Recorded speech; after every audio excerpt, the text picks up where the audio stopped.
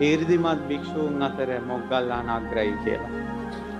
ඒ නිසා මේ තීර්ථකයන් දමනය කරන්න ප්‍රාතිහාර්ය පාණ්ඩ මාහට පවරන්න මොග්ගල්ලාන ඔබ කොහොමද ප්‍රාතිහාර්ය පාන්නේ? ඔන්න අහගන්න මොගලන් මහරහතන් වහන්සේගේ 이르දියේ තරම. ස්වාමීනි යොදුන් 84000ක් වතුරෙන් යට තියෙන යොදුන් 84000ක් වතුරෙන් උඩ තියෙන මහා මේරු පර්වතය මම අරගෙන තල ඇටයක් හිර කරගන්නවා වගේ මගේ දත් අස්සේ හිර කරගන්නවා කියලා.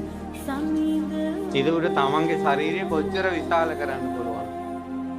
ස්වාමීනි භාග්‍යවතුන් වහන්සේ මේ මහ පොළොව වගේම අතක් මම මවලා මේ මහ පොළොවේ ඉන්න සියලුම ජීවීන් මේ අතට අරගෙන මේ මහ පොළොව අනිත් පැත්ත පෙරලන්න පුළුවන්. මහා මේරුව පර්වතය අතට අරගෙන පෘථුවිය ඒක උඩින් තියලා කුඩයක් අතින් ගත්ත භික්ෂුවක් සක්මන් කරනවා වගේ මම සක්මන් කරන්නම් ඕ. මේ ඉරහඳ කරත්ත රෝදයකට වගේ තියාගන්න. මේ වලාකුළකින් වැසී ඇති ඉර මඩල අද ඔය ලැජ්ජාවට වැහිලා වගේ මොගලන් මහරහතන් වහන්සේ මෙහෙම අතින් ස්පර්ශ කළා. මේ ඉර මෙහෙම ඇල්ලුවා අතින්. සඳ මඩල මෙහෙම අතින් ඇල්ලුවා. ස්වාමීනි භාග්‍යවතුන් වහන්සේ මේ මොග්ගල්ලානට ප්‍රාතිහාර්ය පාණ්ඩ දෙන්න කිව්වා. මොග්ගල්ලාන මේ ගන්ධබ්බ වෘක්ෂ මූලයේ ප්‍රාතිහාර්ය පාන කටයුත්ත මට පැවරිච්ච දෙයක්. ඔබ කියපු දේවල් ඔබට කරන්න පුළුවන් බව හැබෑව. නමුත් මොග්ගල්ලාන මේ වෙලාවේ එකට සුදුසු කාලය නෙවෙයි. එදා බුදුරජාණන් වහන්සේ සක්දෙවිඳුට තණ්හාව ශේකර ගැනීම පිණිසයි දහම් දෙසුවේ. සාදුකාර දිදී සක්දෙවිඳු අහගෙන හිටියා. එතනින් ධර්ම කතාවෙන් අනතුරු අතුරුදහන් වෙලා ගියා. අපගේ මහා මොගලන් මහරහතන් වහන්සේට හිතුණා මේ සක්‍ර දේවේන්ද්‍රයා මේ ගැඹුරු බණක් ඇහුවේ ඇත්තටම මේ සක්‍රයට මේක තේරුණාද දන්නේ. මෙයාට මේ බණ තේරුණාද කියලා මම අහන්න ඕන කියලා. බුදුරජාණන් වහන්සේ ගාවෙන් අතුරුදහන් වුණා. වෛජයන්ත ප්‍රාසාදේ ළඟ පහළ වුණා. වෛජයන්ත ප්‍රාසාදය කියන්නේ ඒ ප්‍රාසාදයේ වහලවල් 1000ක් තියෙනවා. කොත් 1000ක් තියෙනවා. අනිකර මැණික් වලින් තියෙන්නේ. ස්වර්ණ රත්තරන්ෙන් කැටයම් කරලා තියෙන්නේ සක්දෙවිඳුගේ මාලිගාව. වෛජයන්ත ප්‍රාසාදයේ විජයොත්පහය සිංහල වචනේ විජයොත්පහය සුරාසුර යුද්ධෙන් ජයගත්ත නිසා සක්දෙවිඳුට මාලිගාව පහළ වුණේ. මොගලන් මහරහතන් වහන්සේ පහළ වෙනකොට සක්දෙවිඳු දිව්‍ය අක්ෂරාව ටිකත් එක පිරිවරාගෙන ඉන්නවා.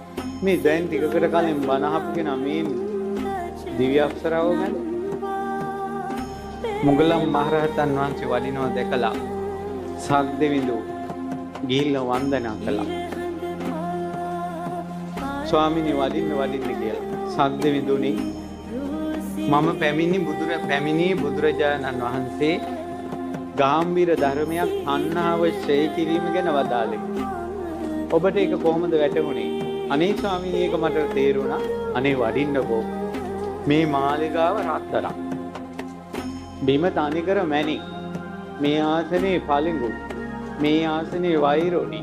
බොහොම හොඳයි සක්‍ර දේවේන්ද්‍රේ. සක්‍ර දේවේන්ද්‍රේ මම ආවේ බුදුරජාණන් වහන්සේ තණ්හාව ඡය කිරීම ගැන ධර්මයක් වදාළා. ඒක ඔබට වැටහුණාද කියලා සාකච්ඡා කරන්න. අනේ ස්වාමීනි දහම් කතාවක් සිද්ධ වුණා. මේ වඩින්නකො මෙන්න මේ පැත්තෙන් තමයි මේ කාමර වලට පාරවල් තියෙන්නේ. බොහොම හොඳයි සක්දෙවිඳුනි. සක්දෙවිඳුනි මම පැමිණියේ බුදුරජාණන් වහන්සේ තණ්හාව ඡය කිරීම ගැන දහමක් වදාළා. ඒ දහම ඔබට තේරුණාද දන්නේ නැහැ කියලා. ස්වාමීනි මේ මාලිගාවේ කුළු ගෙවල් 1000ක් තියෙනවා. කොත් 1000ක් තියෙනවා. මොගලන් මහරහතන් වහන්සේ කල්පනා කළා මේ සක්කරයා මේ මාලිගාව ගැන මං කියන්නේ. මම මොහුව සංවේගීටපත් කරන්න ඕන කියලා. එසැනින් මුගලන් මහරහතන් වහන්සේ වෛජයන්ත ප්‍රාසාදයෙන් එළියට ඇවිල්ලා වෛජයන්ත ප්‍රාසාදයේ පාදමට මහපොට ඇඟිල්ලෙන් ගැහුවා. මහපොට ඇඟිල්ලෙන් තට්ටු කරනකොට මේ වෛජයන්ත ප්‍රාසාදයේ කම්පා වුණා. සෙලවෙන්න ගත්තා. තොටිල්ලක් වගේ හිත මේක සෙලවෙන්න ගත්තා. දිව්‍ය අප්සරාවෝ යටි ගිරියෙන් ගැහුවා. ඒ මාලිගාව ඇත්තේ දිව්‍යාංගනාව කී දෙනෙක් ඉන්නවද? 16 ලක්ෂයක් විතර.